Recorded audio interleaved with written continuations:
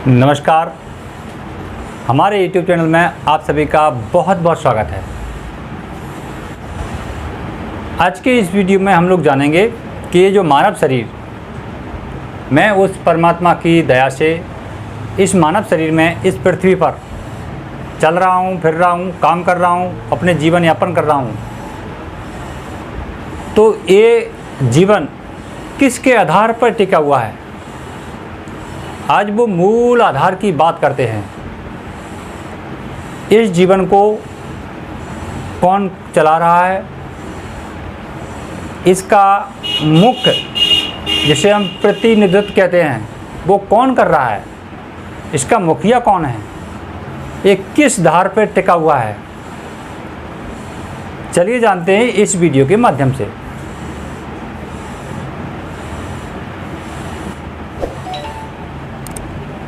मेरा यह जीवन, मैं मानव शरीर में हूँ, तो मेरा यह जीवन उस परमात्मा की दया से मात्र 3 नाड़ियों पर चल रहा है। यही 3 नाड़ियाँ हमारे शरीर को प्रत्येक पल, प्रत्येक क्षण, हर समय बराबर निस्वार्थ भाव से चलकर इस जीवन को पूरा सुख और लाभ देती हैं। अगर हम इन 3 नाड़ियों के बारे में अच्छी तरह से जान जाते हैं तो इन 3 नाड़ियों की कद्र करना भी हमें आ जाता है।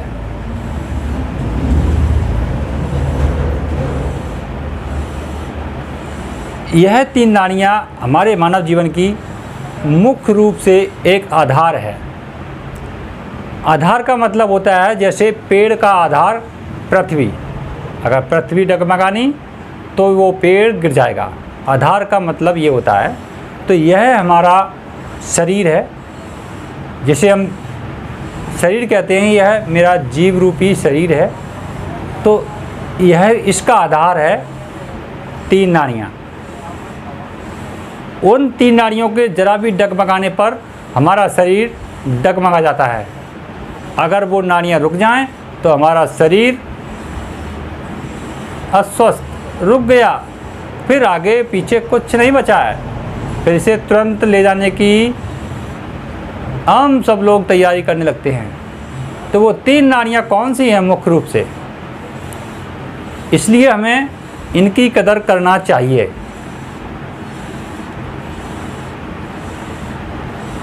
लेकिन हमारा दुर्भाग्य ये है कि जो मेरे इस शरीर को चलाता है उसकी कद्र न करके बाहर जा कर के और अपने इस शरीर को चलाने की कृपा मांगते हैं, दुआ करते हैं। हम जितने भी भीड़ में इकट्ठे होकर मंदिर, मस्जिद, गुरुद्वारे, चर्च वगैरह ऐसे कई स्थान हैं जो हर एक धर्म के लोग अपने अपने धर्म के अनुसार सबका पालन करते हैं। पर सत्य तो यह है कि वहाँ पर कुछ भी नहीं है। अगर है तो हमारी इन 3 नाड़ियों का ही कृपा है, जिससे हमारा मानव जीवन संपूर्ण सुख और दुख का, कर्म का अधिकारी बनता है। तो वो 3 नाड़ियाँ कौन सी हैं? वो 3 नाड़ियाँ हमारी एड़ा नाड़ी, पिंगला नाड़ी और सुषुम्ना नाड़ी। यह 3 नाड़ियाँ हमारे इस जीवन की मुख्य स्तंभ हैं। अगर यह स्तंभ जरा भी डगमगाते हैं तो हमारा जीवन तुरंत डगमगाने लगता है। इसे हम उदाहरण के तौर पर आपको थोड़ा सा प्रयास करते हैं, जिससे हमें समझने में आसानी हो। अगर हमारी पिंगला नाड़ी लगातार 2-3 दिन चल जाए तो हमारे शरीर के अंदर गर्मी बढ़ जाएगी और हमें बुखार जैसी समस्या का सामना करना पड़ेगा। तो ये स्तंभ हमारा डगमगा गया है। अगर हमारी ये एड़ा नाड़ी लगातार 2-3 दिन चल जाए तो हमारे अंदर सर्दी जुकाम जैसे लक्षण पैदा हो जाएंगे तो ये हमारा स्तंभ जो शरीर है वो डगमगा गया है। अगर इसे नष्ट करना हो, इसको खत्म करना हो, मिटना हो, तो हमारी सुषुम्ना नाड़ी चल जाए लगातार, तो ये गया, फिर इसका कोई काम नहीं है। फिर ये शरीर उस क्षण उस पल चला जाएगा।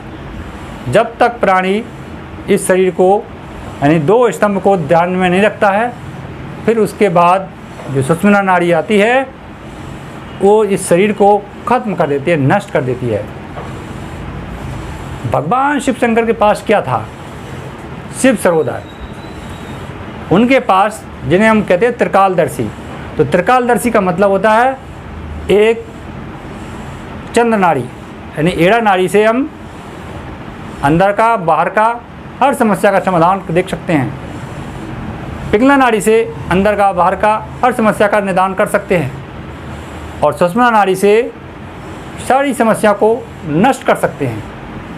तो ये त्रिकालदर्शी, जिसे कहते हैं त्रिनेत्र, यह उनके पास संपूर्ण मात्रा में सक्षम उपस्थित था। तो हमारे इस शरीर के मुख्य ये 3 स्तंभ कह सकते हैं, 3 नाड़ियाँ कह सकते हैं, हमारे शरीर की मुख्य धाराएं हैं। अगर ये डगमगाई तो ये हमारा शरीर डगमगा जाता है। तो अब आप लोग अच्छी तरह से समझ सकते हैं इस शरीर को चलाने में किसका हाथ है। अगर किसी और का हाथ नज़र आता है तो आप उसके पास ज़रूर जाएं, और अगर नहीं आता है तो फिर आप अपने अंदर ही खो जाएं और ध्यान दें, जो भी समस्या है उसका निदान भी यहीं से आता है, पैदा भी यहीं से होती है और निदान भी यहीं से होता है। इसका ध्यान दें। जहाँ तक मैंने अपने जीवन में उतर के देखा है, तो मुझे इन 3 नाड़ियों के अलावा इस संसार में कोई नहीं मिला। मेरे माता पिता, मेरे भाई बहन, मेरे पत्नी, मेरे बच्चे, कोई भी नहीं दिखा मुझे जो इस शरीर को चलाने में मदद करते हों। सबका नज़रिया अलग अलग हो जाता है।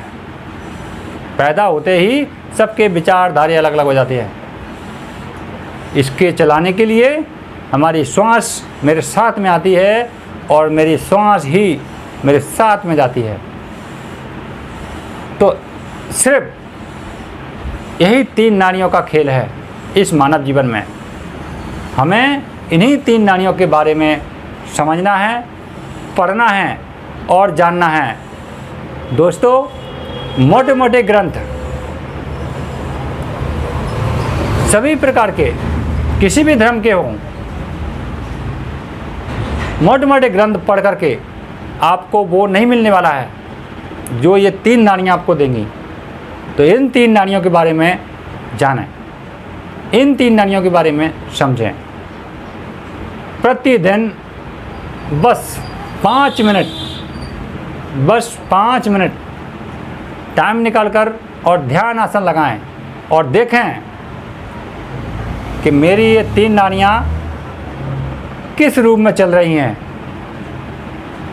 अगर आपकी ये एड़ा नाड़ी चंद्रशोर चल रहा है उस समय, तो अपनी मन की गति को नापने की कोशिश करें कि मेरा मन कितना व्याकुल है, कितना स्वतंत्र है। इस क्रिया को नापने का प्रयास करें।